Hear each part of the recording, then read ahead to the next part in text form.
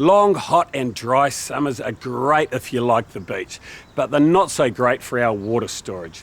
Some areas are prone to drought and some areas have even seen water restrictions as a result. So the smart way to get around these and help conserve water is to install a water tank.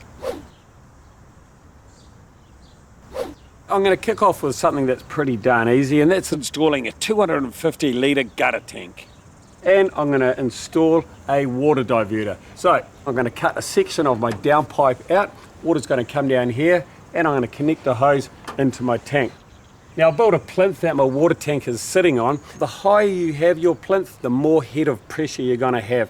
If you don't want to build a plinth, then you're probably going to have a water pump to deliver a decent amount of pressure for your garden.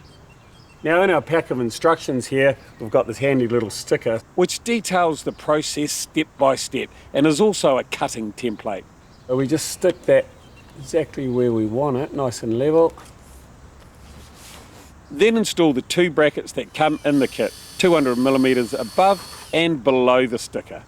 As this is a metal shed, I'll attach them using pot rivets. Then simply cut the downpipe on the red dotted lines. So we just slip our top piece in first, making sure the black filter is in this top piece to stop leaves blocking or getting into the tank inlet.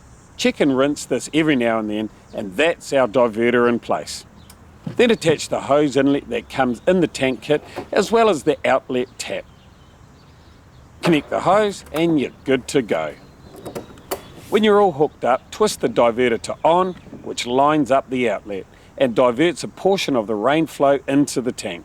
And when it's full, twist to off, closing the outlet and sending the full flow back down the downpipe to the stormwater.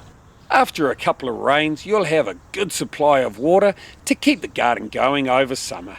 Easy as. Don't forget to subscribe to the Mitre 10 YouTube channel for more handy content, or click here to watch more now.